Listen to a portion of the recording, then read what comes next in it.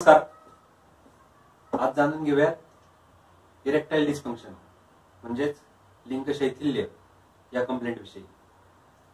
तसं बघायला गेलं तर हा एक पुरुषांमध्ये एक सेन्सिटिव्ह टॉपिक बघितला जातो. सेन्सिटिव्ह टॉपिक याच्यासाठी की ही कंप्लेंट शेअर करायला बरेचसे पुरुष लाजतात किंवा झाकून ठेवली जाते ही कंप्लेंट. तर याच्या मागची बेसिकली काही कारणं आहेत ती आपण बघूयात. सगळ्यात महत्वाचं म्हणजे काही डिसीजेस आहेत, त्या डिसीज मुळे इरेक्टाईल डिस्फंक्शन असू शकतं. तर त्याच्यामध्ये सगळ्यात महत्वाचं म्हणजे टाईप 2 डायबिटीज असेल किंवा क्रॉनिक किडनी डिसीज असेल, हार्मोनल चेंजेस असतील, मग त्याच्यामध्ये थायरॉइड डिसऑर्डर असेल, याच्यामध्ये इरेक्टाईल डिस्फंक्शन असू शकतं.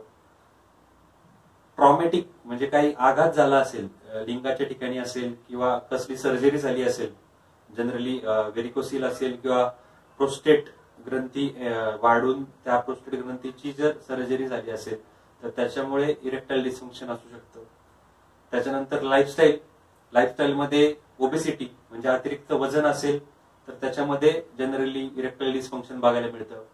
तुमचं काही व्यसन असेल, अतिरिक्त स्मोकिंग असेल, अतिरिक्त मद्यपान असेल, या सगळ्या गोष्टी देखील इरेक्टाईल डिस्फंक्शनला कारणीभूत असू शकतात. त्याच्यानंतर स्ट्रेस रिलेटेड जे काही गोष्टी असतात, मग त्याच्यामध्ये फायनान्शियल स्ट्रेस असेल, कौटुंबिक असेल, सामाजिक असेल, याच्यामुळे देखील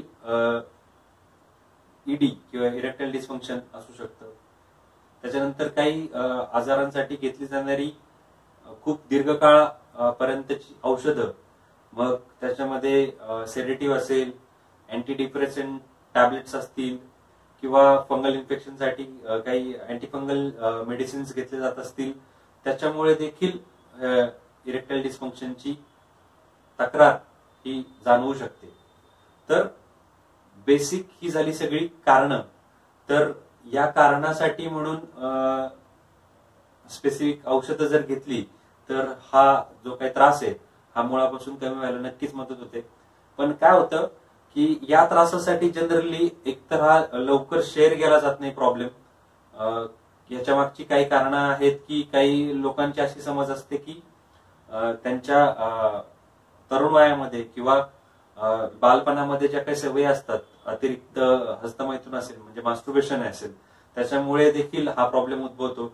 तर या गोष्टीमुळे हा प्रॉब्लेम शेअर केला जात नाही आणि म्हणून मग काय केलं जातं की विंडो शॉपिंग केलं जातं की मेडिकल स्टोअरमध्ये अनेक आयुर्वेदिक प्रोप्रायटरी मेडिसिन्स अवेलेबल असतात याच्यासाठी, अनेक जाहिराती आहेत त्याच्या अवेलेबल, त्याच्यानुसार ती मेडिकलमधून ती गोळी घेतली जाते किंवा ॲलोपॅथीच्या ज्या सिल्डेनाफिलच्या टॅबलेट्स असतात, वायग्रा, अशा टॅबलेट सेवन केल्या जातात. पण या स्वरूपाच्या औषधांनी काही साईड इफेक्ट निर्माण होतात. त्याच्यामुळे नंतर हा जो काही आहे तात्पुरता उपाय म्हणून हा प्रॉब्लेम लॉंग लास्टिंग तसाच राहू शकतो.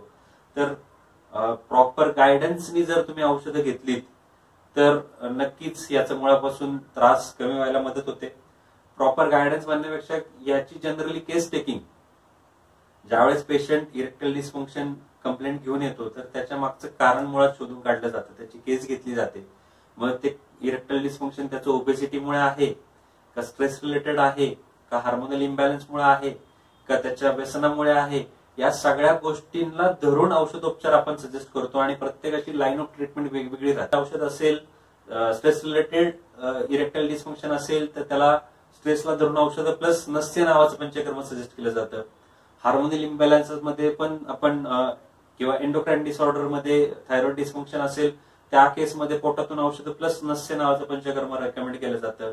त्याच्यानंतर काही स्पेसिफिक डिसीज आहेत, त्या डिसीजला धरून देखील तुम्हाला औषधं पोटातून चालू करून पंचकर्म रेकमेंड केलं जातं. सायमल्टेनियसली मग आपल्याला ही ईडीची तक्रार कमी करता येते.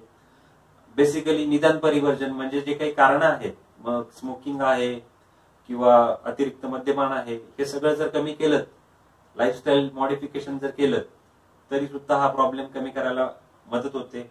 त्याच्यानंतर व्यायाम, योग्य प्रमाणात जर व्यायाम केला, शरीराच्या हालचाली ठेवलात तर तरी देखील हे सगळं कमी व्हायला मदत होतं. याच्याबरोबर योगा किंवा मेडिटेशन हे देखील आपण सजेस्ट करतो. त्याच्यानी प्रॉपर मेडिकेशन पेशंटला जातं आणि बऱ्यापैकी इरेक्टाईल डिस्फंक्शनची तक्रार कमी व्हायला मदत होते. तर माझा हाच सल्ला असेल ज्यांना हा काही त्रास होतोय किंवा इरेक्टाईल डिस्फंक्शनची लक्षण आहे, त्यांनी जवळच्या वैद्यांना संपर्क करावा.